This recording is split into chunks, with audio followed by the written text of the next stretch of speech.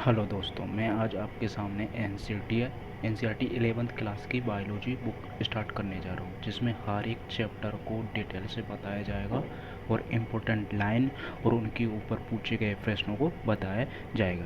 तो आप इस चैनल को जल्दी से जल्दी सब्सक्राइब और लाइक कर लीजिए, ताकि आपको जल्दी से जल्दी वीडियो मिल सके।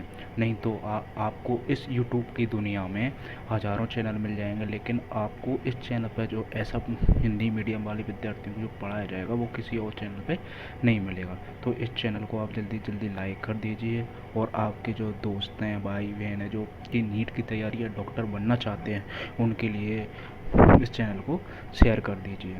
तो आज मैं आपको स्टार्ट करने चाहता हूँ इकाई वन का जीव जगत में विविधता होती है। इकाई वन क्या है? जीव जगत में विविधता का पहला चैप्टर स्टार्ट करने जा रहा हूँ, जो है जीव जगत। जीव जगत से पहले हमको एक साइंटिस्ट के बारे में बताएगा, जिसका नाम है अर्नस्ट मेयर। अर्नस्ट मेयर 1904 से लेकर 2004 तक इसका जीवन काल हुआ है, और इसमें से है कि दो क्वेश्चन पूछे जा सकते हैं।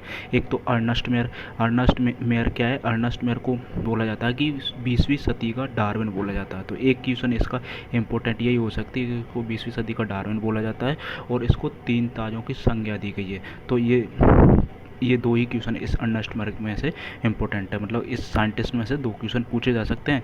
एक तो आपका ये है कि इस बंदे को क्या 20वीं सदी का डार्विन बोला गया है, और 3 ताजों की संज्ञा दी गई है, क्योंकि इसने 1983, 1998 और 1999 में 3 पुरस्कार प्राप्त किए थे, इसलिए इसको 20वीं सदी का डार्विन और 3 ताजों की संख्या बोला गया है।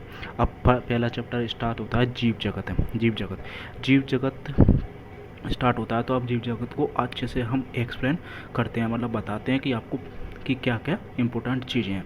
जीव जगत कैसा निराला है। जीवों की विस्तृत प्रकार की श्रृंखला विस्मय कार्य असाधारण वास स्थानीय, चाहे ठंडे पर्वत पर पर्णपाती महासागर, अलवणीय मीठा जलीय झीलें, मरुस्थल और गर्म झरने, जिसमें जीव रहते हैं वे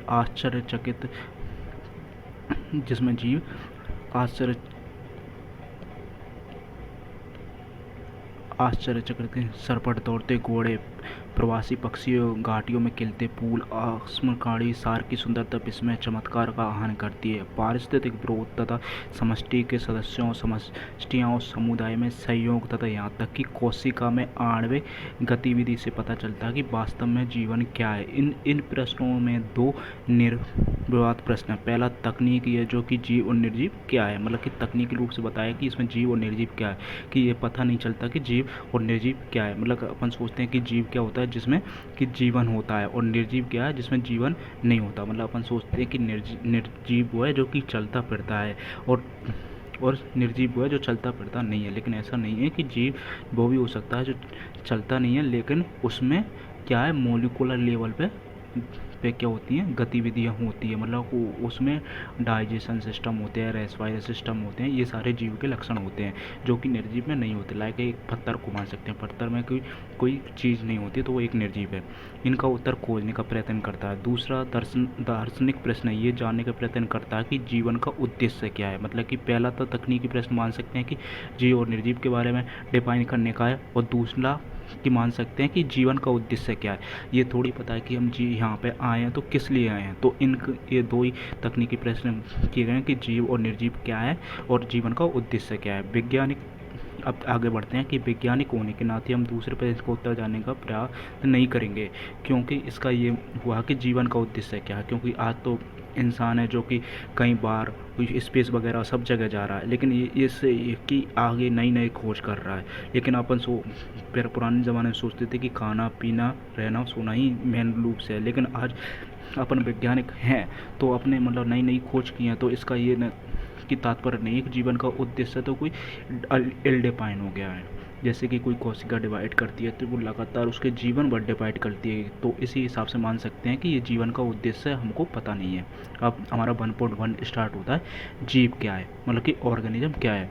जी जब हम जीवन की परिभाषित करने का प्रयत्न करते हैं तो हम प्राय जीवों को सुस्पष्ट अभिलक्षणों को देखते हैं, जैसे कि वृद्धि, जनन, पर्यावरण के प्रति संवेदना का पता लगाना और उनके अनुकूल क्रिया करना। ये सब हमारे मस्तिष्क में तुरंत आते हैं कि अद्भुत लक्षण जीवों के हैं। आप इस सूची में उपापचय, स्वयं की प्रतिलिपि बनाना मतलब कि फोटोकॉपी करना, और स्वयं को संगठित करना, प्रतिक्रिया करना, उद्गम आदि को भी जोड़ सकते हैं। आओ हम इस सबको विस्तार से बारे में सोचें यानी जानें इनको। तो आपको ये ध्यान रखना है कि ये जो पॉइंट है ना जो मैं हाईलाइट कर रहा हूँ, जीव जीवन की वृद्धि करते हैं, सभी जीव जीवन में वृद्धि करते हैं, ये एक इम्पोर्टेंट पॉइंट है, इसको आपको याद रखना पड़ेगा। जीव के भार और संख्या में वृद्धि होना, ये दोनों वृद्धि के द्वियुग्मी लक्षण है, यानी जीव के भार में और संख्या में वृद्धि होना। तो ये आपको याद रखना पड़ेगा क्योंकि ये क्वेश्चन आता है कि जीव वृद्धि किस हिसाब से करते हैं। तो जीव के भार में वृद्धि और जीव की संख्या में वृद्धि, ये दोनों वृद्धि के अभिलक्षण है, यानी ये दोनों क्या है, वृद्धि के अभिलक्षण है, ये दोनों समझे आप। तो आपको ये क्वेश्चन याद रखना पड़ेगा कि जीव के अभिलक्षण है। और जीव क्या है कि जीव बहुकोशिकीय जीव कोशिका विभाजन द्वारा वृद्धि करते हैं, और पौधे में ये वृद्धि जीवन पर्याप्त होती है, क्योंकि पौधे में ये वृद्धि का तो जीवंत यानी हमेशा होती रहेगी जब तक वो जिंदा है, और जो कोई कोशिका विभाजन द्वारा संपन्न होती है। क्योंकि बहुकोशिकीय जीव मानव में भी लगातार वृद्धि होती है कि आपको पता नहीं चलता, जैसे कि आपकी स्किन की कोशिकाएं जैसे डेड हो जाती हैं तो उनको बाहर निकाल दिया जाता है, लेकिन आपको पता नहीं चलता है ना। और प्राणियों में ये वृद्धि कुछ आयु तक होती है, ठीक है, लेकिन कोशिका विभाजन को वृद्धि कुछ आयु तक होती है ना, कोशिका विभाजन तो हमेशा रहता है ना।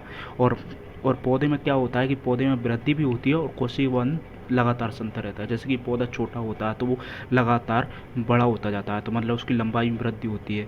और आपको पता है कि लंबाई वृद्धि 12 वृद्धि होगा, और उसके कोशिका विभाजन तो हमेशा होता रहेगा। अपने अंदर भी कोशिका विभाजन होता है, लेकिन अपनी 17-18 जिससे अपन मैच्योर हो जाते हैं तब तक अपनी वृद्धि रुक जाती है, मतलब कि अपनी लेंथ नहीं बढ़ेगी, लेकिन कोशिका विभाजन हमेशा होगा, है ना। अब आगे बढ़ते हैं। लेकिन कोशिका विभाजन विशिष्ट ऊतकों में होता है ताकि विलुप्त कोशिकाओं के स्थान नई कोशिकाएं आ सके। एक कोशिकीय जीव भी कोशिका विभाजन द्वारा वृद्धि करते हैं। बड़ी सरलता से कोई भी इस पात्र संबंधित माइक्रोस्कोप से देखकर कोशिकाओं की संख्या गिन सकता है। अधिकांश उच्च कोटि के प्राणियों और पातों में वृद्धि जानवर पारिस्थितिक विशिष्ट क्रियाएं हैं। तो आपको ये लाइन तो याद रखना पड़ेगा कि अधिकांश उच्च कोटि के प्राणियों और पातों में वृद्धि जनन पारिस्थितिक विशिष्ट घटना है, ये याद ही रखना पड़ेगा क्योंकि ये लाइन भी आपके क्वेश्चन आंसर में मिल जाएगी आपको। तो ये लाइन याद रखना पड़ेगी कि अधिकांश उच्च कोटि के प्राणियों पातों में वृद्धि और जनन पारस्परिक विशिष्ट घटनाएं हैं। हमें याद रखना चाहिए कि जीव के भार और वृद्धि होनों को भी वृद्धि समझा जाता है, ठीक है। यदि हम भार को वृद्धि का अभिलक्षण मानते हैं तो निर्जीव के भार में भी वृद्धि होती है। मतलब कि ये यहाँ कहना चाहता है कि अगर अपन भार को वृद्धि का एक लक्षण मान लेते हैं, ठीक है, तो निर्जीव भी क्या होता है जैसे कि रेत के टीले होते हैं, तो रेत के टीले जैसे कि बढ़ते हैं, तो मतलब कि जैसे रेत आती है रेगिस्तान में आपने देखा होगा कि जैसे कोई एक फ्लैट ज़मीन है, रेगिस्तान में आपने देखा होगा कि ये फ्लैट ज़मीन है, ठीक है, और इसमें वो जैसे कभी रेत आती है तो ये ऐसा हो जाता है, ठीक है। तो ये तो यहाँ तक क्या पहले फ्लैट ज़मीन थी, अपन मानते हैं फ्लैट ज़मीन अगर 2 kg मिट्टी थी, तो जैसे ही कुछ आया तो ये 2 kg मिट्टी कितनी हो गई, यानी 10 किलो मिट्टी हो गई, तो उसका भार तो बढ़ा हुआ ना कि 8 किलो का भार बढ़ा हुआ, लेकिन वो भार को वृद्धि का नहीं माना गया, ठीक है। अब आगे बढ़ते हैं, बताइए। परतः गोलाश्म और रेत के टीले की वृद्धि, यानी ये बोल दिया ना कि गोलाश्म और रेत के टीले की वृद्धि थी, लेकिन निर्जीव में इस प्रकार की वृद्धि उसकी सतह पर पदार्थों के एकत्र होने के कारण होती है, और जीव में ये वृद्धि अंदर की ओर से होती है। तो आपको ये याद रखना पड़ेगा कि देखो कि निर्जीव में वृद्धि कहाँ होती है, उसकी सतह पर होती है, मतलब कि एक्सटर्नल वृद्धि होती है, ठीक है, जबकि जो जीव होता है उसके अंदर वृद्धि होती है, इंटरनल वृद्धि होती है। इसलिए वृद्धि को जीवों का विशिष्ट गुण नहीं मान सकते।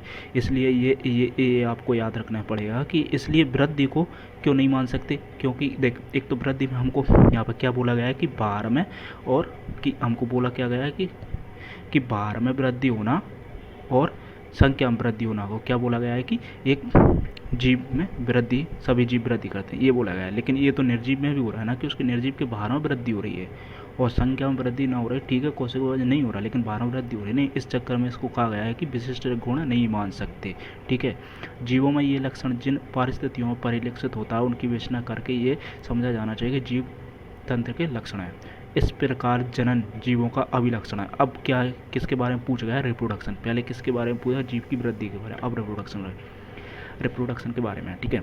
वृद्धि के संदर्भ में इस तथ्य की व्याख्या हो जाती है। बहुकोषीय जीवों में जनन का अर्थ अपनी संतति उत्पन्न करता है जिसके अभिलक्षण लगभग उनसे अपने माता पिता से मिलते हैं। निर्विवाद रूप से हमें लैंगिक जीवन की विषय चर्चा कर रहे हैं। जीव अलैंगिक रूप से जनन करते हैं, पंजाई, कवक। अब हम इस प्रकार जनन की यानी हम अब जीवों में जनन के बारे में बताते हैं, यानी जनन क्या बताता है आपको, यानी वृद्धि बताता है, क्या बताता है, यानी अभिलक्षण लक्षण है कि नहीं है, ठीक है। वृद्धि के संदर्भ में इस तथ्य की व्याख्या हो जाती है। बहुकोष के जीवों में जनन का अर्थ अपनी संतति उत्पन्न करना जिसके अभिलक्षण लक्षण उनके माता पिता से मिलते हैं। निर्विवाद रूप से हम लैंगिक जनन के विषय में चर्चा कर रहे हैं, क्योंकि अलैंगिक जनन का मतलब होता है कि सीधा डिवीजन करना है और संतति उत्पन्न कर देना है, ठीक है। क्योंकि और इसमें ये मान सकते हैं कि इसमें है कि अभिलक्षण लगभग उसकी संतति से मिलते हैं। लैंगिक जनन में कहो कि उसके लक्षण लगभग संतति से मिलते हैं, लेकिन जो अलैंगिक जनन होता है ना, उसके अंदर तो क्या होता है कि सेम टू सेम कॉपी बनती है, मतलब कि जैसे कि जेरोक्स मशीन से आप प्रिंट निकलवाते हो उसी की जैसी निकलती है, ठीक है। जीव अलैंगिक जनन भी करते हैं। पंजाई, कवक लाखों अलैंगिक बीजाणु द्वारा गुणन करती है और सरलता से फैल जाती है। निम्न कोटि के जीवों यानी जो निम्न होते हैं जैसे कि पोरीपेरा, सिलेंट्रेटा वगैरह, वो ईस्ट और हाइड्रा मुकुलन द्वारा जनन करते हैं, है ना। और पाइलेरिया यानी चपटा कृमि पास्तिक पुनर्जनन करता है और एक अखंडित जीव अपने शरीर में लुप्त अंग को पुनः जीवित कर लेता है। इस प्रकार एक नया जीव जनन कर सकता है, ठीक है। तो आप ये ध्यान रखिए कि यहाँ पे बताया गया है कि कवक की लाखों बीजाणु द्वारा जनन उत्पन्न करता है, ये आपकी क्वेश्चन में आ सकता है, ठीक है। और निम्न कोटि के जीवों में ईस्ट, हाइड्रा मुकुलन द्वारा जनन करते हैं। पाइलेरिया वास्तविक पुनर्जनन करता है ना। और इस है ना ये आ सकते हैं, और जैसे कि पंजाई, तंतु में शैवाल, मांस का प्रथम तंतु सभी विखंडन विधि द्वारा जनन करते हैं। ये आपको याद रखना पड़ेगा, क्योंकि ये क्या है जैसे कि 4-5 ऑप्शन आते हैं ना, उसके अंदर ही आपको गलत करवाने की पूर्ण कोशिश करता है, मतलब उसको बोलते हैं सिली मिस्टेक, ठीक है। वो करवा सकता है, जिसके ये लिख दिया कि पंजाई तंतु में शैवाल, मांस का द्वितीय तंतु यानी लगभग सभी विखंडन विधि द्वारा जनन करते हैं। तो मतलब ये कि मांस का प्रथम तंतु आना चाहिए, ना कि द्वितीय तंतु, ठीक है। ये लाइन सीधी आएगी उठ के और आपको क्वेश्चन को गलत करवा देगी, ठीक है। तो आपको इन चीज़ों के बारे में ध्यान रखना पड़ेगा, है ना। जब हम एक कोष के जीव जैसे जीवाणु, बैक्टीरिया, एक कोष के शैवाल, अमीबा के विषय में चर्चा करते हैं, तब जनन की वृद्धि पर्यायवाची होती है। मतलब ये बात आ गई ना कि पर्यायवाची के जैसे कि यहाँ की लैंगिक जनन में तो होता है कि लगभग कॉपी सेम बनती है, लगभग कॉपी सेम होती है, ठीक है। जबकि लैंगिक जनन होता है ना, उसके अंदर का होता है कि सेम टू सेम कॉपी बनती है, सेम टू सेम। तो मतलब कि इसके अंदर का होता है कि जैसे अमीबा का पता है कि अमीबा अगर जब विखंडन विधि द्वारा या जो भी जनन करेगा द्विविखंडन द्वारा, ठीक है, तो उसका क्या होता है कि अमीबा जैसे कि विखंडन या द्विविखंडन द्वारा जनन करता है, ठीक है। तो उसका जो जनन की वृद्धि करेगा वो जनन में चला जाएगा, मतलब कि एक वृद्धि करेगा तो एक कोशिका से मतलब कि 2 कोशिका में डिवाइड हो जाएगा। मतलब कि जैसे कि आपको बताते हैं कि जैसे कि ये अमीबा, ठीक है, अब ये अनुवैसल न किया बड़ी सेल हुई है, ठीक है, तो ये डिवाइड करेगी क्योंकि इसका न्यूक्लियर रेशो और साइटोप्लाज्मिक डिस्टर्बेंस हो गया, तो ये 2 अमीबा में बदल जाएगा। तो मतलब कि इसका ये मदर सेल है जाके, ठीक है, अमीबा की, ठीक है, मदर सेल से ये डॉटर सेल बन गई, तो ये डॉटर सेल बन गई। तो इसने ये वृद्धि की है और फिर इसका डिवाइडेशन हुआ है, क्योंकि इसको दिक्कत हो रही थी, इसका साइटोप्लाज्म न्यूक्लियर बदल गया तो ये डेड हो जाती, इसलिए इसको में डिवाइडेशन होता है। लेकिन इसी को यहाँ पर ये जनन बोल दिया गया, इसलिए यहाँ पर बोला गया है कि एक कोशिकीय शैवाल, बैक्टीरिया और अमीबा के जनन की वृद्धि पर्यायवाची है, अर्थात कोशिकाओं की संख्या में वृद्धि होती है। हम पहले ही कोशिकाओं की संख्या और भार में वृद्धि होने को वृद्धि के रूप में परिभाषित कर चुके हैं, तथा अब तक हमने देखा कि एक कोशिकीय जीवों में वृद्धि, जनन, इन दोनों शब्दों के उपयोग के विषय में सुस्पष्ट नहीं है। कुछ ऐसे भी जीव हैं जो जनन नहीं करते, मतलब कि जो जनन नहीं करते, जैसे खच्चर, है ना, बंद, कामगार, मधुमक्खी, अनउर्वर मादा लेवकर यानी इनफर्टाइल बोल सकते हैं। और जो अपन बोलते हैं वर्कर मधुमक्खी, है ना, उनके बारे में बात की गई। और जो खच्चर, है ना, जो घोड़ा और घोड़ी से बना हुआ था, ठीक है, उसके बारे में बात कर रहे हैं। कामगार मधु यानी अनफर्टाइल ह्यूमंस के बारे में बात की गई है ना। तो आप ये भी याद रख सकते हैं कि ये कभी कभी क्वेश्चन लाइन में भी आ जाते हैं, तो इनको भी याद रखने की कोशिश कर सकते हैं। इस प्रकार जनन भी जीवों को समस्त विशिष्ट लक्षण नहीं है, ठीक है, क्योंकि ये एक कोशिका में इसको अलग मान दिया गया है, तो इसको भी नहीं मान सकते। अतः कोई, क्योंकि एक कोशिका में ये वृद्धि जनन एक पर्यायवाची हो गया, लेकिन क्यों नहीं मान सकते इसको पता है? क्योंकि ये खच्चर, कामकरवादी व्यक्ति और अनुरोमादक युग, मतलब कि ये इंसान है, मतलब कि मेटाबॉलिक एक्टिविटी सारी की सारी हो गई है जीव के दौरान, लेकिन ये जनन नहीं कर रहे, तो मतलब एक अपोजिट रिएक्शन हो गई ना। तो इसलिए अपन कहा जनन को भी अभिलक्षण अक्षर नहीं मान सकते, ठीक है। अब जीवों का दूसरा लक्षण उपापचय, मतलब कि मेटाबॉलिक एक्टिविटी, ठीक है। सभी जीव रसायनों से बने होते हैं, मतलब कि केमिकल्स के बने होते हैं, ठीक है। ये रसायन छोटे बड़े भिन्न वर्ग, माप, क्रिया आदि वाले होते हैं, ठीक है, जो अनवरत जैव अणुओं में बदलते हैं, उनका निर्माण करते हैं।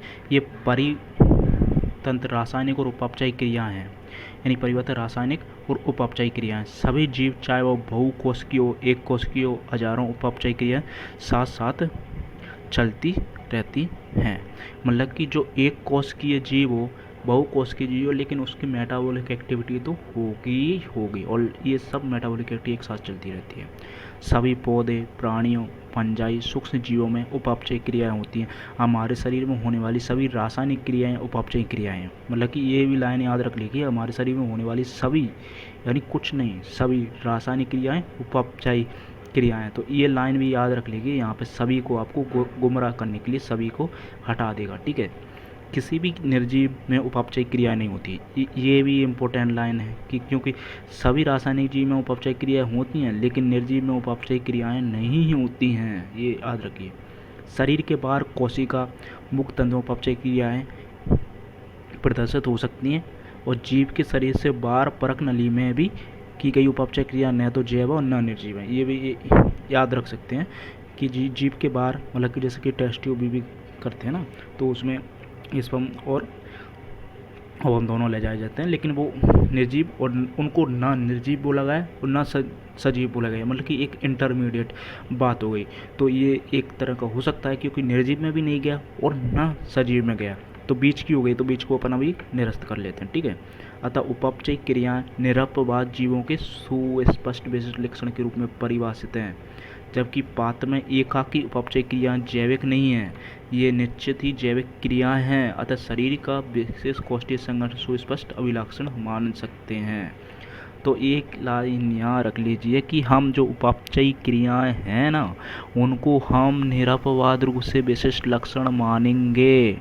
निरपवाद रूप से उसका शरीर का विशिष्ट उपापचयी क्रियाओं को निरपवाद रूप से विशिष्ट लक्षण मानेंगे।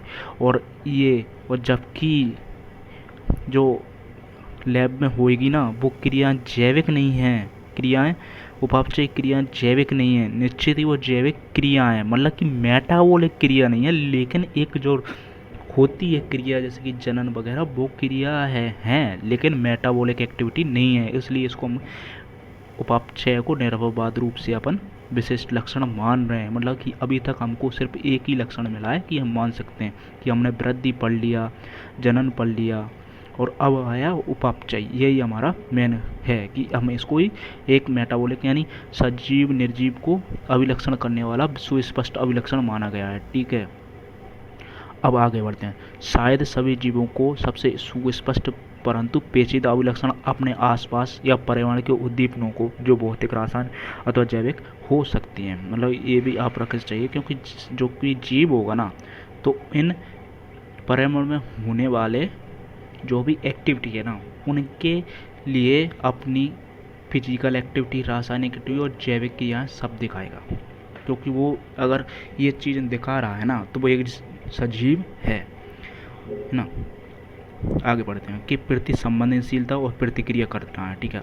हम अपने संवेदी अंगों द्वारा अपने पर्यावरण के अवगत होते हैं। पौधे प्रकाश, पानी, ताप, अन्य जीव प्रदूषकों आदि जैसे बाह्य कारणों के प्रतिक्रिया दिखाते हैं। प्रोकैरियोट से लेकर जटिलतम यूकैरियोट तक सभी जीव पर्यावरण संकेतों के प्रति संवेदना या प्रतिक्रिया दिखा सकते हैं। पादप तथा प्राणियों दोनों में दीप्ति काल मौसमी प्रजातियों के जनन को प्रभावित करता है। मतलब कुछ होते हैं ना कि कुछ निश्चित पादपों और प्राणियाँ होती हैं जो केवल किस पे, मौसम की प्रक्रिया पे काम करते हैं। जैसे कि कुछ होते हैं कि मौसम में होने वाली फसलें, तो मतलब कि वो बरसात के मौसम में ही फसलें होती हैं, तो वो बरसात के मौसम में ही होते हैं। कुछ पौधे होते हैं जिनमें फूल केवल बरसात के समय ही आएंगे, मतलब वो जनन करते हैं तो बरसात के जब ही करेंगे। गर्मियों में कब जनन करवा लो, देख लो नहीं होगा, क्योंकि फल नहीं लगेगा, फल लगेगा तो ख़राब लगेगा, मतलब उसका कोई औचित्य नहीं होगा, मतलब कि फल ऐसा लगेगा जिससे आगे जाने वाली पीढ़ी नहीं मिल पाएगी। ठीक है, तो इसलिए आप सभी पर्यावरण से अवगत रहते हैं। ठीक है, मानव ही केवल एक ऐसा जीव है जो स्वयं से अवगत है, यानी स्वचेतनता, इस चेतना को वही परिभाषित करने के लिए अभिलक्षण हो सकती है। मतलब कि हम इस चेतना को भी मान सकते हैं कि मानव ही केवल एक ऐसा जीव है जो स्वयं से, मतलब कि हमको पता है कि हमारे शरीर के भीतर क्या है। पौधे को थोड़ी पता है कि पौधे के शरीर के भीतर क्या है, यानी पौधे को पता नहीं है कि उसके शरीर के भीतर क्या है, लेकिन मानव है ना, उसको पता है कि उसके शरीर के भीतर क्या है ना। तो ये स्वचेतन की बात कर रहा है। जब हम मानव के विषय में चर्चा करते हैं तब जीवों को परिभाषित करना और भी कठिन हो जाता है। क्यों? क्योंकि हम रोगी को अस्पताल में अचेतन अवस्था में लेटे हुए देखते हैं। ठीक है, मतलब कि आईसीयू में, यानी कोमा में चला गया, क्योंकि उसकी एक्टिविटी कुछ नहीं हो रही। ठीक है, लेकिन उसका हृदय यानी लंग्स को चालू रखने के लिए मशीनें लगाई गई हैं, और रोगी का मस्तिष्क मृत शय में है, मतलब कि मस्तिष्क है तो वो एक्टिविटी करेगा, है ना, मतलब कि कोई फिजिकल एक्टिविटी कर सकता है, मतलब कि उसकी मसल्स वगैरह को सिग्नल दे सकता है, लेकिन वो सिग्नल नहीं दे रहा, क्योंकि मस्तिष्क को यहाँ क्या मान गया, डेड की तरह मान गया है। लेकिन उसके लंग्स एंड हार्ट, ठीक है, वो तो एक्टिविटी कराई जा रही हैं मशीन के द्वारा। ठीक है, तो अब इसमें क्या है कि रोगी को स्वचेतना नहीं होती है। ठीक है, मतलब कि रोगी को पता नहीं रहता उसके साथ क्या हो रहा है। ऐसे लोग जो कभी भी अपने सामान्य जीवन में वापस नहीं आ सकते, क्या हम इसे जीवन अनिर्जीव कहेंगे? ये वाली बात आपको छोड़ते हैं कि आप इसको कमेंट कीजिए कि आपको क्या लगता है कि कोमा में आदमी जिंदा है कि मरा हुआ है, मतलब कि वो निर्जीव है कि सजीव, क्योंकि एक्टिविटी कर नहीं रहा और जीव एक्टिविटी नहीं कर रहा और जीव एक्टिविटी करता है। तो आप बताइए कि वो जीव है कि निर्जीव है ना, कमेंट में करिए। अब आगे बढ़ते हैं। उच्च स्तरीय अध्ययन में जीव विज्ञान पृथ्वी जैव विकास की कथा है। आपको पता लगेगा कि सभी जीव घटनाएं अंतर्निहित प्रतिक्रियाओं के कारण होती है। उत्तकों के गुण कोशिका में स्थित कारकों के कारण नहीं, बल्कि घटक कोशिकाओं की पारस्परिक प्रतिक्रिया के कारण है। मतलब कि, और एक ये भी लाइन याद रख लीजिए, ठीक है, ये भी इम्पोर्टेंट है कि आपको कहीं ना कहीं तो ये लाइन भी मिल जाएगी। ठीक है, कि उत्तकों में के गुण कोशिका में स्थित कारकों के कारण नहीं, बल्कि घटक कोशिकाओं की प्रक्रिया के कारण होती है। मतलब कि उत्तक की डेफिनेशन भी आप यहाँ से याद कर सकते हैं कि उत्तक होता है सेम कोशिका का होता है, डिफरेंट कोशिका भी हो सकता है, लेकिन उसके जो कार्य होती है ना वो सेम होते हैं, है ना। ओके, अब आगे बढ़ते हैं कि उच्च स्तरीय अध्ययन में जीव विज्ञान उच्च स्तरीय जीव विकास की कथा है। आपको पता लगेगा कि सभी जीव घटना सभी अंतर्निहित प्रतिक्रियाओं के कारण होती है। उत्तकों के गुण कोशिका में स्थित विशेष कारकों के कारण नहीं, बल्कि घटक कोशिकाओं की पारस्परिक प्रतिक्रिया के कारण है। ये लाइन आपको याद रखनी पड़ेगी, क्योंकि ये लाइन भी कभी कभार ऑप्शन में आ जाती है। ठीक है, इस प्रकार कोशिकीय अंगों के एक लक्षण उत्तकों में स्थित आणविक कारकों के नहीं, बल्कि अंगों को स्थित आणविक घटकों के आसपास क्रिया करने के कारण होती है।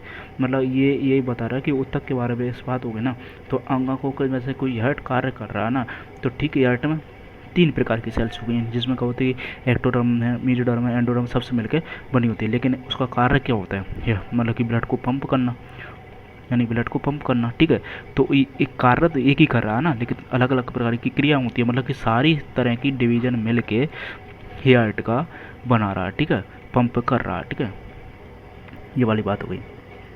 अब आगे बढ़ते हैं। उच्च स्तरीय संगठन उद्गामी गुणधर्म इस प्रतिक्रियाओं के परिणाम स्वरूप होते हैं। सभी स्तरों पर संगठनात्मक जटिलता की पदानुक्रम में ये अद्भुत घटना यथार्थ है। हम कह सकते हैं कि जीव स्वप्रतिकृति विकासशील एवं स्वनियमनकारी पारस्परिक क्रियाशील तंत्र जो बाह्य उद्दीपनों के प्रति अनुक्रिया की क्षमता रखते हैं, और जीव विज्ञान पृथ्वी पर जीवन की कहानी है।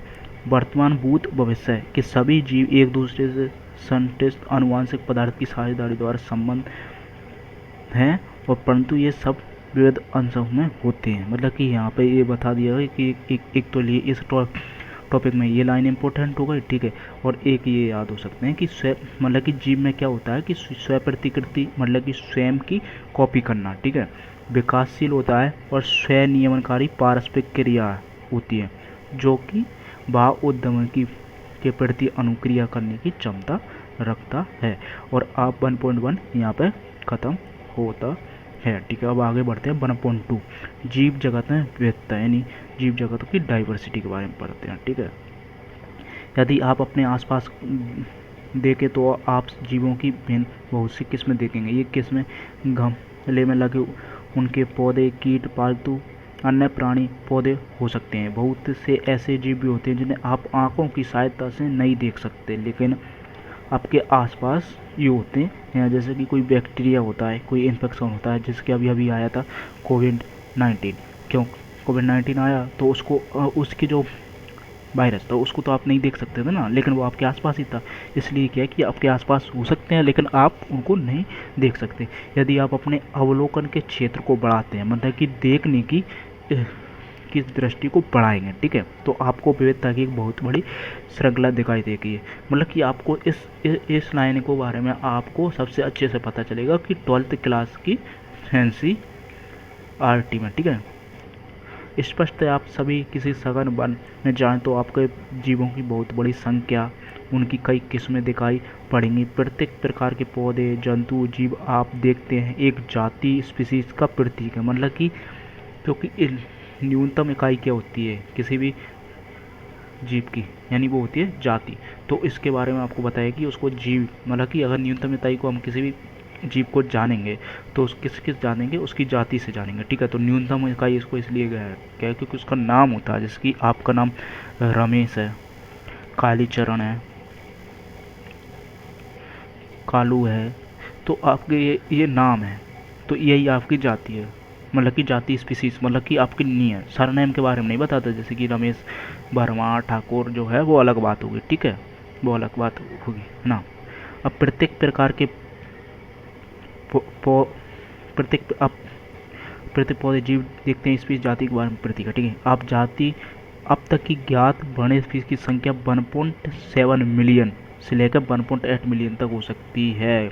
ये याद रख लीजिए, ये कहीं कहीं जैसे कंट्रोवर्सी आएगा लेकिन आपको एक रेंज मिल जाएगी तो आपको याद करने में आसानी हो जाएगी। यानी 1.7 मिलियन से लेकर 1.8 मिलियन, ठीक है, ये याद रख लीजिए, ठीक है। ये आपको कंट्रोवर्सी मिलेगी लेकिन कोई दिक्कत नहीं, मिल जाएगा, आसान सी क्वेश्चन हो जाएगा। हम इसे जैव विविधता कहते हैं, ठीक है। पृथ्वी पर स्थित जीवों की संख्या प्रकार कहते हैं।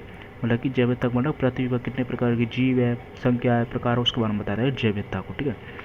यदि हम स्मरण रखना चाहिए कि जैसे जैसे हम नए और यहाँ तक कि पुराने जीवों की खोज करते हैं, हम नए नए जीवों का पता लगता रहता है। मतलब कि जैसे कि हम पुराने जीवों की खोज कर चुके हैं, उसके बाद नए जीवों की खोज करेंगे तो और नए नए जीवों की पता चले, क्योंकि यहाँ पृथ्वी पर असंख्य जातियाँ विद्यमान हैं, ठीक है। जैसे कि ऊपर बताया गया है कि विश्व में कई मिलियन पौधे और प्राणी हैं। हम पौधे और प्राणी को उनके स्थानीय नाम से जानते हैं, क्योंकि आपका स्थानीय जैसे कि कालीचरण, कालू, कल्लू, ये इंडिया में ऐसे नाम फेमस हैं, जबकि विदेशों में तो रॉबर्ट, आइंस्टीन, कुछ अलग अलग तरह के नाम ये जैसे कि अर्नेस्ट मेयर बोल सकते हैं। मतलब कि जो अलग है, अलग अलग नाम, तो स्थानीय नाम के नाम से आपको स्थानीय यहाँ जानते हैं। लेकिन आपको पता चले कि यार रमेश नाम है, इसको आप विदेश में जाकर चेंज कर लो, है ना। ये स्थानीय नाम एक ही देश के भिन्न स्थान के अनुसार ही बदलते रहते हैं, ठीक है। कि आपका जैसे आप कॉलेज में जाते हो, ठीक है, आपका नाम तो रमेश है, वहाँ जाके आपको पता चलता है कि आपका दूसरा नाम हो गया, तो आपके घर पे आप जैसे 0 किलोमीटर मान सकते हैं, ठीक है, घर पे आपको रमेश बोला जाता है, लेकिन आप जब 500 किलोमीटर किसी कॉलेज में पहुँच जाते हो तो आपका नाम दूसरा चेंज करते हैं, तो स्थान के हिसाब से आपका नाम चेंज हो गया ना। इस हिसाब से बताया कि ये स्थानीय नाम एक ही देश के विभिन्न स्थानों पर अनुसार बदलते रहते हैं, ठीक है। यदि हमने कोई ऐसी विधि नहीं निकाली जिसके द्वारा हम किसी जीव के विषय में चर्चा कर सकें तो शायद इसमें विभ्रमकारी स्थिति पैदा हो सकती है। मतलब यहाँ पे ये बताना चाहता है कि हमको एक नाम पद्धति की ज़रूरत है।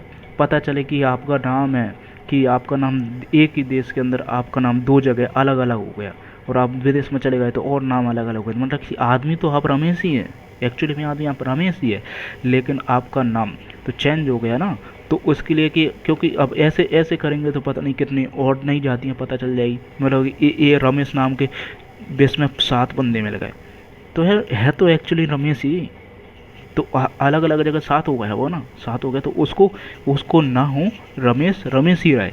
इसलिए अपने को एक नाम पद्धति की ज़रूरत है कि रमेश को हम रमेश ही बनाए रखें, ना कि कोई और ना बनाए, ठीक है। इसलिए हम नाम पद्धति की ज़रूरत है। तो प्रत्येक जीव का एक मानक नाम होता है जिसे हम वह उस नाम के बारे में विश्व में जाना जाता है। इस प्रक्रिया को नाम पद्धति के नहीं नोमेनक्लेचर बोलते हैं। स्पष्टतः नाम पद्धति तभी संभव है जब उन जीवों का वर्णन सही हो और हम जानते हैं कि यह नाम किसी जीव का है, तो इसे पहचान आइडेंटिफिकेशन कहते हैं। मतलब कि नोमेनक्लेचर के बाद में हम इसका आइडेंटिफिकेशन हो जाएगा। अगर नोमेनक्लेचर कर लेंगे हमको पता चल जाएगा कि इस जीव का नाम ई है, नाम पद्धति से हमने नाम रख लिया, तो उसका हम आइडेंटिफिकेशन करना बहुत आसानी हो जाएगी। मतलब कि यह है कि आज इंडिया में बैठा कोई साइंटिस्ट, अमेरिका में बैठा कोई साइंटिस्ट, रूस में बैठा कोई साइंटिस्ट उसको एक ही नाम से पहचान रहा है। यानी रमेश, इंडिया का जो रमेश है ना, अमेरिका में जाके भी रमेश ही है, रूस में जाके भी रमेश ही है, और चाइना वगैरह कहीं और चला गया वहाँ भी रमेश ही है। तो ये आइडेंटिफिकेशन आसानी हो जाएगी ना। अध्ययन को सरल करने के लिए अनेक वैज्ञानिकों ने प्रत्येक ज्ञात जीव के वैज्ञानिक नाम देने की प्रतिक्रिया बनाई है। इस प्रक्रिया को विश्व में सभी जीव विज्ञानियों के स्वीकार किया है। पौधे के लिए वैज्ञानिक नाम का आधार सर्वमूल्य नियम और कमेटी है। इस अध्ययन को सरल करने के लिए अनेक वैज्ञानिकों ने प्रत्येक जीव जगत को वैज्ञानिक नाम देने की प्रतिक्रिया बनाई। इस प्रक्रिया को विश्व के सभी वैज्ञानिकों ने स्वीकार किया है। पौधे के लिए वैज्ञानिक नाम का आधार सर्वमान्य नियम और कसौटी हैं, जिनके international code of botanical nomenclature, ICBN याद रखना पड़ेगा बेटा आपको। ICBN ये फुल फॉर्म पूछता है और आई हुई है नीट में, तो आपको याद रखना पड़ेगा कि ICBN की फुल फॉर्म क्या है। यानी ICBN international code of botanical nomenclature, यानी ये पौधों के नाम के लिए, ठीक है। पौधों को नाम किसके आधार पर किया जाता है? या तो पौधों को नाम किया जाएगा international nomenclature of internal code of botanical nomenclature से, ICBN से किया है। आप पूछ सकते हैं कि प्राणियों को नाम, तो प्राणियों को नाम ICZN यानी international code of zoological botanical कार्डर। यानी आपको याद रखने की जरूरी, अगर जानवर यानी प्राणी की बात कर रहा है ना, तो कौन है? जेड, यानी जानवर को, मतलब कि अपन जूलॉजी बोलते हैं ना, जैव विज्ञान को जूलॉजी और पौधे को बॉटनी। तो बी और याद रखें international code of zoological nomenclature और international code of botanical nomenclature, ये आप आसानी से याद रख सकते हैं इसको, ठीक है। वैज्ञानिक नाम की ये गारंटी है कि प्रत्येक जीव का एक ही नाम हो, यानी ICBN और ICZN ये याद रखते हैं कि पौधे का एक ही नाम हो और प्राणी का एक ही नाम हो। किसी भी जीव के वर्णन से विश्व में किसी भी भाग में लोग एक ही नाम बता सकें। वे ये भी सुनिश्चित करते हैं कि एक ही नाम दूसरे का ना हो, यानी रमेश का रमेश नाम का कोई और ना हो, ठीक है। जीव विज्ञानी ज्ञात जीवों के वैज्ञानिक नाम देने के लिए सार्वजनिक मानक नियमों का पालन करते हैं। प्रत्येक नाम के 2 घटक होते हैं, एक तो वंश नाम जिसको बोलता है जीनस, और एक जाति संकेत पत्र। ये याद रख लीजिए यार, ये कभी कभी होता है कि आप जाति स्पीसीज लिख देते हैं, ठीक है, और अगर ऑप्शन मोर करेक्ट पूछ रहा है ना, तो उसको जाति संकेत पद में चला जाता है, ठीक है। अगर मोर करेक्ट पूछ रहा है ना, जाति संकेत पद चला जाता है। वंश नाम तो आप याद रख लो कि ये जीनस हो गया, लेकिन कभी स्पीसीज आता है और जाति संकेत पद आता है ना, तो आपको जाति संकेत पद लगाना, ना कि कोई और। तो आपको ये अच्छे से याद रखना पड़ेगा कि जाति संकेत पद सेकंड है ना, ये याद रखना पड़ेगा। इस प्रणाली को जिसमें 2 नाम के घटक होते हैं उसको द्विनाम पद्धति कहते हैं, क्योंकि एक नाम और एक 2 नाम, ठीक है। इस नामकरण प्रणाली को कैरोलस लीनियस ने दिया था। ये भी याद रखना पड़ेगा कि कैरोलस ने द्विनाम पद्धति किसने दी? कैरोलस लीनियस ने। बहुत ही कम चीज़ें हैं जो NCERT के अनुसार याद रखनी पड़ेंगी, ठीक है।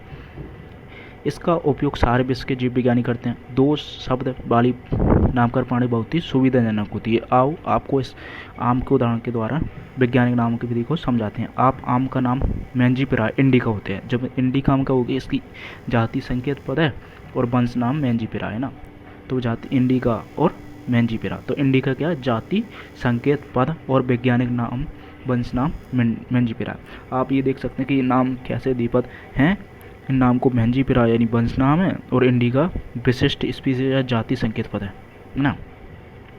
अब आपको नाम पद्धति के अन्य अभिलक्षण नियम निम्नलिखित हैं, और ये नियम 4 की 4 आपको याद रखने पड़ेंगे, क्योंकि होता है ना, कभी क्वेश्चन आता है ना, तो आपको इनमें से गलती कराने की पोजीशन ज़्यादा होती है। जब पूछ लिया ना कि असत्य बताइए, तो आप असत्य के चक्कर में गलत कर बैठते हैं। ये इसलिए याद रखना। अब मैं बताता हूँ कि कहाँ कहाँ पे ये आपको गलत करवाने की कोशिश करता है, ठीक है। सबसे पहला होता है कि लैटिन, यानी जैविक नाम प्राय लैटिन भाषा में होते हैं, यानी लैटिन को ग्रीक लिख देगा, क्योंकि आपको लगा कि ग्रीक भी पुरानी भाषा है, लैटिन पुरानी भाषा है, लेकिन यहाँ पे अगर जात सार्वजनिक नियम पद्धति बोलते हैं ना, नाम पद्धति, तो लैटिन शब्द आता है, ना कि ग्रीक शब्द है, ठीक है। और तिरछे होते हैं, समझे, सीधे नहीं होते। इसका उद्भव चाहे कहीं भी हुआ हो, लैटिन नामकरण तो लैटिन भाषा का व्युत्पन्न समझा जाता है। यानी इस पहली लाइन में कहाँ गलती कराएगा, एक तो लैटिन पे कराएगा और तिरछे पे कराएगा, और एक यहाँ प्राय भी याद रख लीजिए, प्राय याद रख लीजिए, क्योंकि प्राय में पूछ लेगा कभी ना। तो प्राय लैटिन होते हैं और तिरछे अक्षर होते हैं। पहली लाइन में ये गलती कराने की सबसे ज़्यादा संभावना है, और आप इन्हीं में फंस जाते हो, क्योंकि मैक्सिमम यही होता है कि इसी में ही फंसते हैं, और कई जगह नहीं फंसते। और तो आप याद रख लीजिए, जाति संकेत पद होता है, वंशनाम होता है, और तो बहुत सिंपल होता है, लेकिन ये सब ज़्यादा इसी में फंसते हैं, ठीक है। जैविक, अब सेकंड है, जैविक नाम का पहला शब्द वंशनाम होता है, नहीं फंसोगे आप। दूसरा शब्द जाति संकेत पद होता है, ये भी नहीं फंसोगे। जैविक नाम को जब हम आज से लिखते हैं ना, तो दोनों शब्दों को अलग अलग रेखांकित किया जाता है, और छपाई में तिरछा लिखना होता है, यानी तिरछे अक्षर मतलब छपाई माना, और हाथ, ये याद रख लिए। कभी ये होता है ना कि हाथ से लिखते वक्त भी तिरछा लिखा जाता है, ये नहीं होता, तिरछा नहीं होता, कि हम हाथ से लिखेंगे ना तो सीधा लिखेंगे और अलग अलग नामकरण करेंगे, ठीक है। नामकरण मतलब अंडरलाइन कर दें, जैसे कि मैंजीफेरा को अलग कर दिया, मैंजीफेरा को, और इंडिका को अलग कर दिया, ठीक है। तो अलग अलग रेखांकित करेंगे इनको, ठीक है। पहला अक्षर जो वंशनाम है बड़े अक्षर में होना चाहिए, जबकि जाति संकेत पद छोटे अक्षर में होना चाहिए, यानी मैंजीफेरा इंडिका, मतलब ये है कि जैसे मैंजीफेरा होगा ना तो एम बड़ा हो जाएगा और इंडिका का आई छोटा हो जाएगा, ये बताया था, ठीक है। ये बताया इसके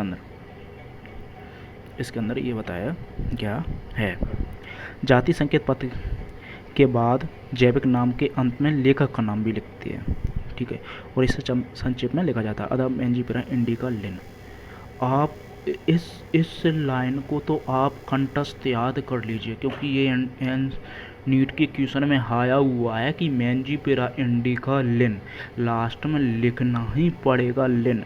तो याद रख लीजिए कि अगर पूरा नाम आ गया ना तो मैंजीफेरा इंडिका लिखना पड़ेगा, किसी का भी आ गया, क्योंकि इसमें 4 नाम दिए हुए हैं एनसीईआरटी के अंदर, तो मैंजीफेरा इंडिका लिन। लेकिन आपको क्यों वो 4 का पता नहीं है कि किसने किया है, लेकिन आपको ये तो पता है कि एनसीईआरटी ने लिख रखा है कि मैंजीफेरा इंडिका के बारे में तो बताया हुआ है, तो मैंजीफेरा इंडिका लिन याद रख लीजिए, यही आएगा आपको, ठीक है।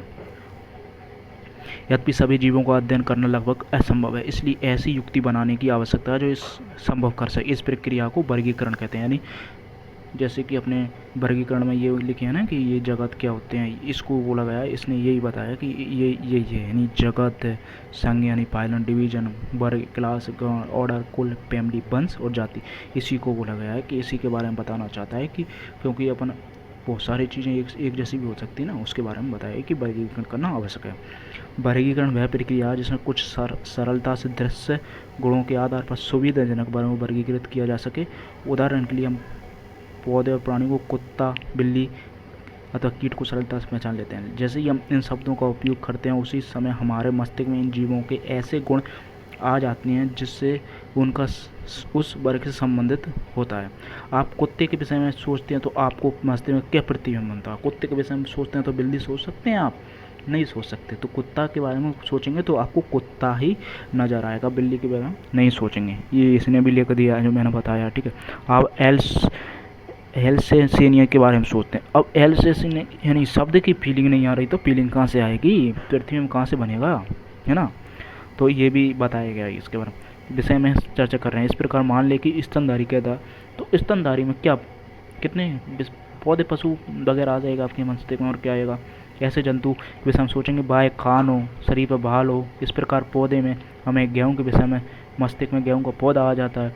सभी कुत्ता, बिल्ली, स्तनधारी, गेहूँ, चावल, पौधे, जंतु आदि सुविधाजनक वर्ग हैं, ठीक है, जिसका उपयोग हम पढ़ने में करते हैं। इन वर्गों का वैज्ञानिक शब्दावली टैक्स आया, टैक्सा है। ठीक है, आपको स्वीकार करना चाहिए कि टैक्सा विभिन्न स्तर पर सभी वर्गों से संबंधित है।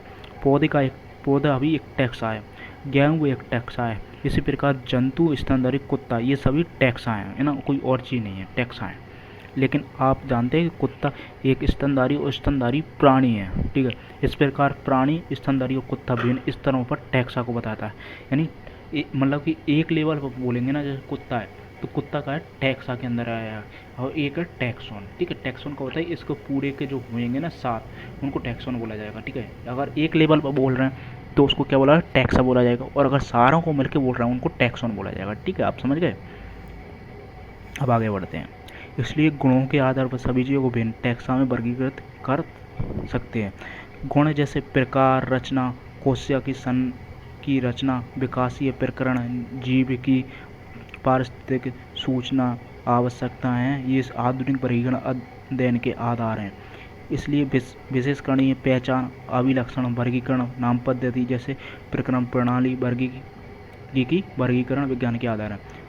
वर्गीकरण कोई नहीं है। मानव सदैव विभिन्न प्रकार के जीवों के विषय में अधिक जानने का प्रयत्न करता है, विशेष रूप से उनके विषय में जो उनके लिए अधिक उपयोगी थे। आदि मानव को अपनी मूलभूत आवश्यकता जैसे भोजन, कपड़े, आश्रय के लिए नए नए स्रोत खोजने पड़ते थे। इसलिए विभिन्न जीवों के वर्गीकरण का आधार उपयोग के आधार पर किया गया था, है ना। इसने बताया है कि कुछ लोग किसके आधार पर किया गया था, ये बताया गया कि आप इनको सर्च करके देख सकते हैं कि ये मतलब कि उपयोग के आधार पर वर्गीकरण किसने किया था। ठीक है, आप ये यूज कर सकते हैं कि अपना उपयोग के आधार मानव ने वर्गीकरण किया, वो किसने किया। दी नाम पद्धति कैरोलस लिनियस ने दी थी, ऐसे आ सकता है कभी कभी बाई चांस, लेकिन नहीं आया क्योंकि उसने आंसर नहीं सही तरीके से दिया नहीं है ना, तो नहीं आने के चांसेस कम है। काफ़ी समय से मानव विभिन्न प्रकार के जीवों के विषय में जानने और उनकी विविधता सहित उनके संबंध में रुचि लेता रहा है। अध्ययन की इस शाखा को वर्गीकरण सिस्टेमेटिक्स कहते हैं। सिस्टेमिक शब्द सिस्टेमा से आया हुआ है, जिसका अर्थ है जीवों की नियमित व्यवस्था। लिनियस ने अपने पब्लिकेशन का टाइटल सिस्टेमा नेचर चुना। वर्गीकरण पद्धति में पहचान, नाम पद्धति और वर्गीकरण को शामिल करके क्षेत्र को बढ़ाया गया। वर्गीकरण पद्धति में जीवों के विकासी संबंध का भी ध्यान रखा गया है। अब आपको यहाँ पे क्वेश्चन मिलेंगे। यहाँ पे सिस्टेमिक शब्द कहाँ का लेटिन बात है, सिस्टम से हुआ है, ये भी आया है। ठीक है, और कैरोलस ने अपने पब्लिकेशन यानी कि जो टाइटल है उसका सिस्टेमा नेचर लिखा था, ये क्वेश्चन में आ गया। और वर्गीकरण पद्धति में जीवों के विकासी संबंधों को भी ध्यान रखा गया है। मतलब कि जो 4 ऑप्शन आते हैं ना, तो इस लाइन को भी डाल देता है। ठीक है, तो इसका भी ध्यान रखना पड़ेगा। वर्गीकरण पद्धति में जीवों के विकास के संबंध को भी ध्यान रखा गया। सिस्टेमा नेचर चुना गया है और लेनियस ने दिया था। और सिस्टेमेटिक शब्द सिस्टेमा नेचर जिसके अध्ययन किया था जीवों की नियमित व्यवस्था था। ठीक है, अब स्टार्ट करते हैं हमारा आगे का अध्याय। ठीक है, वर्गीकरण सरल सोपान प्रक्रम नहीं है, ये याद रख लें। वर्गीकरण सरल सोपान प्रक्रम नहीं है, बल्कि इसके पदानुक्रम सोपान होते हैं। मतलब कि एक सरल सोपान प्रक्रम नहीं है, मतलब कि स्टेप बाय स्टेप चलता है। यानी किंगडम्स के बाद में डिवीजन आता है, ऐसे ये स्टेप बाय स्टेप चलता रहता है वर्गीकरण, जिसमें प्रत्येक सोपान पद वर्ग को बताया नहीं, एक टैक्सा को बताता है। ठीक है, चूँकि संवर्ग समस्त वर्ग की व्यवस्था है, इसलिए इसे वर्ग की संवर्ग कहते हैं। तभी सारे संवर्ग मिलकर वर्ग की पदानुक्रम बनाते हैं। प्रत्येक संवर्ग वर्गीकरण की एक इकाई को प्रदर्शित करता है। वास्तव में ये एक पद को दिखाता है, जैसे इसमें प्राय वर्गक टैक्सोन कहते हैं, जैसे प्राय वर्गक टैक्सोन कहते हैं।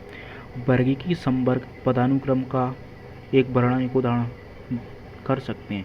कीट जीवों के एक वर्ग को दिखाता है जिसमें एक समान गुण जैसे 3 जोड़ी टांगें होती हैं, मतलब कि आर्थ्रोपोडा बोलते हैं। इसका अर्थ है कि कीट स्वरकाणी या सुस्पष्ट जीव है, इसका वर्गीकरण किया जा सकता है, इसलिए इसे एक पद या संवर्ग का दर्जा दिया गया है। कि आप ऐसे किसी प्रति अन्य जीव का नाम बता सकते हैं। इस पर राय की वर्ग संवर्ग को दिखाता है। प्रत्येक पद अथवा वर्ग वास्तव में वर्गीकरण की इकाई को बताता है। ये वर्ग या संवर्ग सुस्पष्ट जैविक ना कि केवल आकारणीय समूह है। यानी ये लाइन भी आपको याद रखने की ज़रूरत है।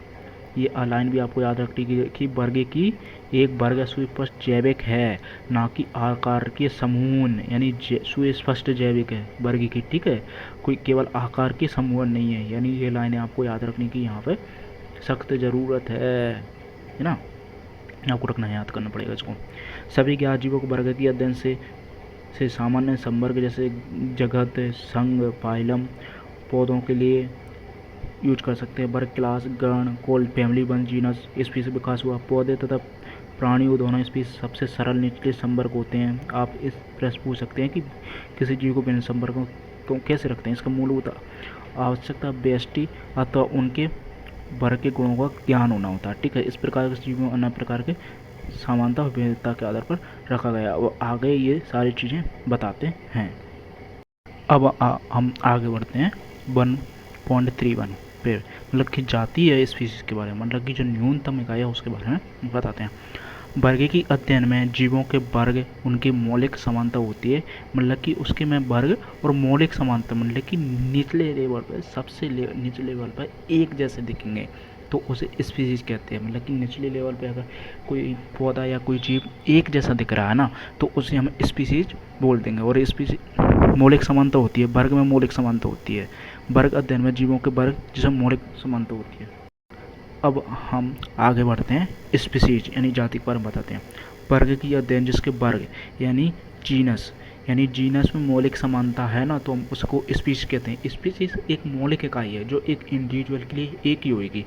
अगर बहुत सारी स्पीशीज मतलब कि 2-4 गुण एक जैसे मिल गए ना तो हम उसको एक समान वंश में रख देंगे, मतलब कि उसके वंश में क्या होगा, मौलिक समानता होगी। मतलब कि जैसे कि 4 या 5 स्पीशीज हैं, उनकी अपन को मतलब कि स्पीशीज हैं उनके समान गुण मिल गए ना तो हम उनको एक वर्ग में रख देंगे। तो मतलब कि एक स्पीशीज रहेगा ना वो एक यूनिक नाम रहेगा, है ना, उसका कोई और अलग और नहीं होगा, ठीक है। अब आगे क्या है कि हम किसी भी स्पीशीज को उसमें समीपस्थ संबंधित स्पीशीज उनके आकारिकीय और भेदता के आधार पर एक दूसरे से अलग कर सकते हैं। ये लाइन याद रख लीजिए कि हम स्पीशीज को किस आधार पर अलग करेंगे, उसके आकारिकीय और भेदता के आधार पर अलग कर सकते हैं। हम इसके लिए मैंजीपिरा इंडिका यानी नाम और सोलेम ट्यूबरोसम आलू, पैंथेरा लियो शेर के उदाहरण लेते हैं। इन सभी तीनों में इंडिका, ट्यूबरोसम और लियो यानी लियो, ट्यूबरोसम और इंडिका ये क्या है, ये इसकी स्पीशीज हैं, ठीक है, जाति संकेत पद हैं, ठीक है। और जबकि शब्द पहले का होता है मैंजीपिरा, सोलेना और पैंथेरा ये वंश नाम है और ये टैक्सा अथवा संवर्ग का निरूपण करते हैं, मतलब एक इकाई का निरूपण करते हैं जिसका नाम क्या है, जीनस का निरूपण कौन करता है, मैंजीपिरा, सोलेना और पैंथेरा करते हैं, ठीक है। अब आगे क्या है, प्रत्येक वंश में एक अथवा एक से अधिक जाति संकेत पद हो सकते हैं। ये तो ये बात हो गई ना कि एक ही अगर एक ही वंश है यानी जीनस है उसके अंदर एक से ज़्यादा स्पीशीज हो सकती हैं, ठीक है, एक से ज़्यादा स्पीशीज हो सकती हैं। प्रत्येक वंश एक या एक से अधिक जाति संकेत पद हो सकते हैं जो भी जीवों उनके आकार के गुण समान होते हैं को दिखाते हैं, ठीक है। और अर्थात पैंथेरा में एक अन्य जाति संकेत पद जैसे टिग्रिस कहते हैं, ठीक है।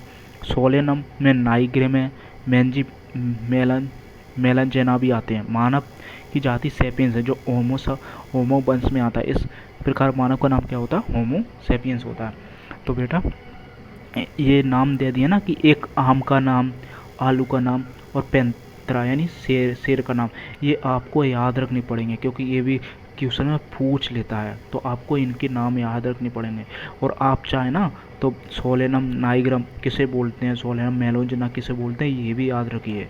और मानव का नाम क्या है, होमो सेपियंस है। ये मतलब कि यहाँ पे कितने मिल गए आपको, मैंजीपिरा इंडिका आम का नाम, सोलेनम टिग्रिस आलू का नाम, पैंथेरा लियो शेर का नाम और सोलेनम नाइग्रम मिल गया एक और मेलोंजेना मिल गया और होमो सेपियंस, मतलब 1 2 3 4 5 6 नाम मिल गए। तो 6 नाम आपको याद रखने पड़ेंगे क्योंकि ये एनसीईआरटी में हैं तो ये आ सकते हैं, चांस है इनका, ठीक है।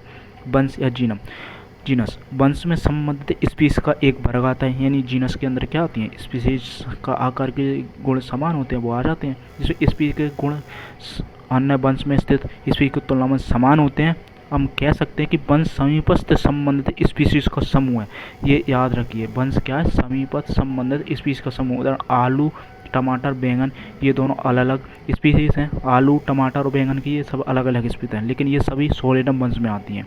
शेर जिसको पैंथेरा लियो, चीता, पैंथेरा पार्डस, पैंथेरा टाइगर्स, मतलब कि पैंथेरा इनका क्या है, पैंथेरा इनका क्या है, इनका वो क्या है जीनस, तो इनके अंदर अलग अलग जाति होती है, इनके गुण समान है इसलिए इसको एक जीनस में रख दिया गया है, ये सभी पैंथेरा वंश में आते हैं। ये एक दूसरे पर पहले से है जिसमें बिल्ली आती है, ये एक भिन्न है, ठीक है। अब आगे आता है कुल, है ना। अगला संवर्ग कुल है जिसमें संबंधित वंश आते हैं, यानी कुल के अंदर क्या आते हैं, वंश आते हैं, और वंश के अंदर स्पीसीज आती है, ठीक है ना। अब वंश स्पीसीज की तुलना में कम समानता प्रदर्शित करते हैं। कुल के वर्गीकरण का आधार पौधों के कायक और जनन गुण होते हैं। तो ये लाइन आपको याद रखनी पड़ेगी कि अगर पौधों के लिए पूछा गया है ना, कुल का वर्गीकरण का आधार पौधों के कायक एवं जनन गुण है, ठीक है। क्योंकि ये लाइन भी आती है क्वेश्चन के अंदर, तो ये लाइन आपको याद रखनी पड़ेगी। कुल के वर्गीकरण का आधार पौधों के कायक और जनन गुण है, ठीक है। पौधों में तीन विभिन्न वंश सोलेनम, पौधे में तीन विभिन्न वंश, एक तो सोलेनम है, पिटूनिया और धतूरा को सोलेनेसी कुल कहते हैं, यानी जो सोलेनम वंश है तीनों मिलके, जैसे सोलेनम वंश, पिटूनिया और धतूरा का वंश, ठीक है, उनको सोलेनेसी कुल में रखते हैं। प्राणी के वंश के अंदर प्राणी का वंश पैंथेरा आता है, जिसमें शेर, बाघ, चीता आते हैं, कुछ पहले बिल्ली के साथ में लगाया जिसको पैलिडी कुल बोला गया, ठीक है।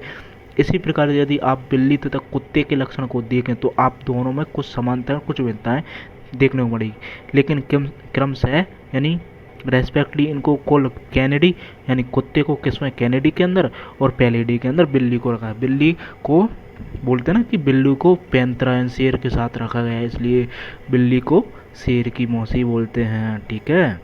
अब आता है ऑर्डर। अब आगे वाला क्या है, ऑर्डर है, ठीक है। आपने पहले देखा कि संवर्ग जैसे स्पीसीज वंश कुल समान तीनों लक्षणों पर आधारीय हैं। प्राय गुण और अन्य उच्च स्तर वर्ण की पहचान लक्षणों के समूह के आधार पर करते हैं, ठीक है। तो एक लाइन ये आ गई कि प्राय गण यानी ऑर्डर से ऊपर बात करेंगे ना, तो वहाँ पे क्या है, लक्षणों का समूह देखा जाएगा, ना कि कुल लक्षण नहीं देखे जाएंगे। मतलब कि इसमें इन तीनों में क्या करते हैं कि कुछ लक्षणों को देखा जाता है, ठीक है, कि ये लक्षण सेम है, इनको कर दो। अब क्योंकि यहाँ पर तो 2-3 लक्षण देख सकते हैं, ठीक है, उनसे काम चल जाएगा। लेकिन अगर ऑर्डर देखेंगे ना तो इनका समूह आएगा, यानी 10-15 लक्षणों के बारे में बोला जाएगा कि 10-15, तो तब जाके इनका यानी 10-15 लक्षणों के बारे में एक बार बताया जाएगा कि इनके समूह यानी समूह लक्षणों के समूह यानी समूह के बारे में बताया जाएगा, तब उनका उच्च कोटि यानी ऑर्डर से ऊपर अपन समूह के बारे में। तो ये लाइन आपको याद रखनी पड़ेगी क्योंकि ये भी क्वेश्चन के अंदर आती है ना। अब आगे है कि गण में उच्चतम वर्ग होने के कारण कुलों के समूह आते हैं, ठीक है, जिसमें कुछ लक्षण एक समान होते हैं, जिसमें एक जैसे लक्षण कुल में शामिल भिन्न वंश की अपेक्षा कम होते हैं, यानी वंश की अपेक्षा कुल में कम होते हैं समान लक्षण, और कुल के अपेक्षा ऑर्डर में लक्षण समान होते हैं उनके, क्योंकि ऑर्डर में समूह आ जाते हैं फिर लक्षणों के समूह। पादप कुल जैसे कॉर्नवोलिएसी, सोलिनेसी को पोनियल्स गण में रखा गया है, यानी कॉर्नवोलिएसी और सोलिनेसी जो कुल है ना, उनको किसके अंदर पोनियल्स गण में रखा गया है। इसका मुख्य आधार पुष्पी लक्षण है। तो आपको ये लाइन भी याद रखनी पड़ेगी। अगर दो चीज़ें बताया गया है ना कि ये लाइन याद आई, कॉर्नवोलिएसी और सोलिनेसी को पोनियल्स गण में रखा गया है, पोनियल्स में। तो पोनियल्स में क्यों रखा गया है, क्योंकि मुख्य आधार पुष्पी लक्षण है। तो ऑर्डर के जो पौधों का ऑर्डर है ना, उसका मुख्य आधार क्या है, पुष्पी लक्षण है। जबकि प्राणी में कार्निवेरा पैलिडी यानी कुत्तों को रखा गया है, यानी कार्निवेरा गण के अंदर पैलिडी और कैनिडी जो दो कुल हैं, एक कुत्ता वाला एक बिल्ली वाला, उनको दोनों को मिलके कार्निवेरा में रखा गया है, ठीक है। जबकि कॉर्नवोलिएसी और सोलिनेसी को पोनियल्स गण में रखा गया है, जिसमें मुख्य पुष्पों का लक्षण है, ठीक है। अब आगे आती है क्लास यानी वर्ग। क्लास आगे आती है क्लास यानी वर्ग। इस वर्ग में संबंधित गण आते हैं, यानी गण यानी ऑर्डर को किसके अंदर रखा है, क्लास के अंदर, ठीक है, ऑर्डर क्लास के अंदर। उदाहरण प्राइमेट गण जिसमें बंदर, गोरिल्ला, गिब्बन आते हैं, उनको कार्निवेरा गण जिसमें बाघ, बिल्ली, कुत्ता आदि आते हैं, उनको मैमेलिया वर्ग में रखा है। मतलब कि सारे प्राणी को किस में मैमेलिया वर्ग में पहुंचा दिया है। इसके अतिरिक्त मैमेलिया वर्ग अन्य गण भी आते हैं, ठीक है। अब पाइलम जिसमें वर्ग में जंतु जैसे मछली, उभयचर, सरीसृप, पक्षी, स्तनधारी आते हैं। अगले उच्चतम संवर्ग जिसमें संघ कहते हैं का निर्माण किया गया है। इन सभी को एक समान गुणों जैसे नोटोकॉर्ड और पृष्ठीय खोखली तंत्रिका तंत्र, मतलब कि इसके पृष्ठ एंड डोर्सल सर पे खोखला का तंत्रिका तंत्र होने के कारण इनको कॉर्डेटा में रखा गया है। एक तो नोटोकॉर्ड और डोर्सल पे खोखला तंत्रिका न्यूरल सिस्टम खोखला पाया जाता है, इसको कॉर्डेटा संघ में रखा गया है, ठीक है। पौधों में इन सभी वर्गों जिसमें कुछ एक ही समान लक्षण उच्चतम संवर्ग डिवीजन बोला गया है। मतलब कि जो फाइलम है ना, तो फाइलम को किसके अंदर बोला है कि अगर देख कॉर्डेटा संघ यानी पाइलम किसके अंदर बोला गया है, ये प्राणी के अंदर बोला गया है। यानी प्राणी के अंदर तो इसको संघ या पाइलम बोला जाता है, जबकि डिवीजन है ना वो पादप के अंदर बोला गया है। यानी पादपों के अंदर उसको डिवीजन बोला गया है। यानी संघ यहाँ पे कर सकते हो, संघ किसके अंदर है, प्राणी के अंदर है, और डिवीजन किसके अंदर है, पादपों के अंदर है। ठीक है, ये याद रख सकते हैं कि ये एक ही चीज़ है, लेकिन वो अलग अलग पादपों के लिए और इसके लिए अलग अलग संबोधित किया गया है। ठीक है, जंतु के संवर्ग में तंत्र में बेहद संभव के सभी प्राणियों को उच्चतम संवर्ग जगत में रखा है। यानी एक प्राणी जगत और जंतु जगत, जगत दो ही हैं, किंगडम दो ही हैं, किंगडम जंतुगत जगत और प्राणी जगत। जबकि पादप जगत में प्राणी यानी डिवीजन को सभी पौधों को पादप जगत में रखा गया है, और सभी प्राणियों के संघों को किसके अंदर रखा गया है, पाइलम को उत्तम संवर्ग प्राणी जगत में रखा गया है। और बेन संघों के सभी प्राणियों को एक अलग अलग जगत एनिमिलियम रखा है, जिसमें एक ही पौधों को अलग किया जा सके। पौधों को प्लांटी जगत में रखा गया है। भविष्य में हम इन दो वर्ग जंतु और पादप जगत के बारे में आगे पढ़ेंगे। इनमें स्पीसीज से लेकर जगत तक विभिन्न वर्गीय की संवर्ग को आरोही यानी बढ़ती हुई क्रम में दिखाया गया है। ये संवर्ग हैं, यदि वर्गीय के वैज्ञानिकों ने इस पदानुक्रम में उप संवर्ग ही बनाए हैं। इनमें विभिन्न टैक्सा को उचित वैज्ञानिक संबंध देने में सुविधा होती है। यहाँ पर हल्का सा हिंट दिया गया है कि एनसीईआरटी से बाहर तुम पढ़ सकते हो, लेकिन कुछ जानने ज़रूरत नहीं है क्योंकि आएगा नहीं। चित्र 1.12 यानी इसमें क्या है, आरोही क्रम है। ये आपको ध्यान रखना पड़ेगा कि यहाँ से मतलब कि यहाँ से ये बढ़ती हुए चीज़ में रखे, यानी आरोही क्रम। ये लाइनें होती हैं जो छोटी छोटी आती हैं, आ जाती हैं। कौन सा क्रम, आरोही क्रम, मतलब कि जाति से लेके अपन किंगडम की तरफ बढ़ते हुए लगेंगे। यानी लक्षण छोटे से यानी समूह बनते चले। लक्षणों का समूह पहली बार कहाँ बनता है, ऑर्डर लेवल पर बन जाता है। ठीक है, ये लाइनें याद रखनी पड़ेंगी। तो आप इसको अगर याद रखने के लिए ये कर सकते हैं, KDC और KDC OF और जीनस और जाति। जीनस जाति तो अपने आप याद है, तो KDC OF से इसको आसानी से याद हो सकता है कि कैसे, यानी किंगडम, डिवीजन को संघ यानी पाइलम बोल सकते हैं, C से क्लास, O से ऑर्डर और F से फैमिली आ जाती है। और जब वंश हो जाती है आराम से याद होती है। KDC OF से आप याद कर सकते हैं, आसानी याद हो जाएगी, क्योंकि मैं तो ऐसे ही याद करता था। ठीक है, अब आगे है कि ये वर्गीय के संवर्ग संबंधित कुछ जीव दे रखे हैं जो आपको याद ही करना पड़ेगा, क्योंकि इनका कोई औचित्य नहीं है। और याद रखना पड़ेगा कि एक तो मानव और घरेलू, तो दो संघ दे रखे हैं। और लेकिन आगे जाके इनको जगत कौन सा होगा, जगत उसका प्राणी जगत होगा, और इन दोनों का जगत क्या कौन सा होगा, इनका जगत होगा पादप जगत। ठीक है, इसको ऐसे लिख देता हूँ। यानी इनको दोनों को किस में गया है, इन दोनों को जंतु जगत और इन दोनों को पादप जगत में रखा गया। यानी जगत इन दोनों का हो गया।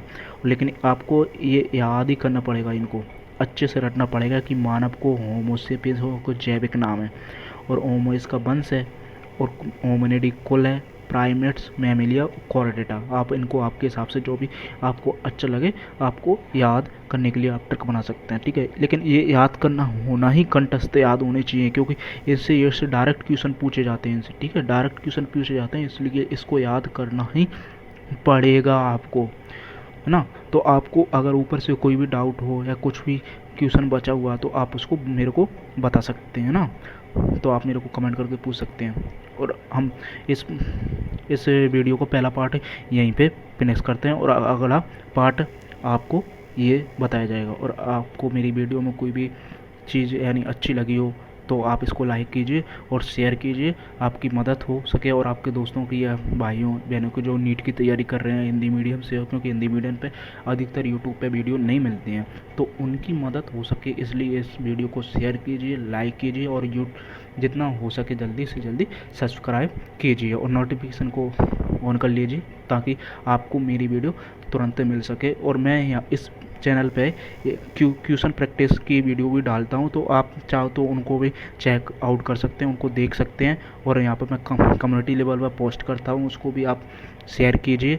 मैं वहाँ पर इंग्लिश और हिंदी दोनों मीडियम से क्वेश्चन प्रैक्टिस के क्वेश्चन देता हूँ, तो आप उनको ज़रूर कीजिए, मुझे सपोर्ट कीजिए और मेरे चैनल को सब्सक्राइब कीजिए, लाइक कीजिए, ताकि मैं और पूरी एनसीईआरटी को इस तरह से अच्छे से एक्सप्लेन कर सकूँ। थैंक यू, धन्यवाद।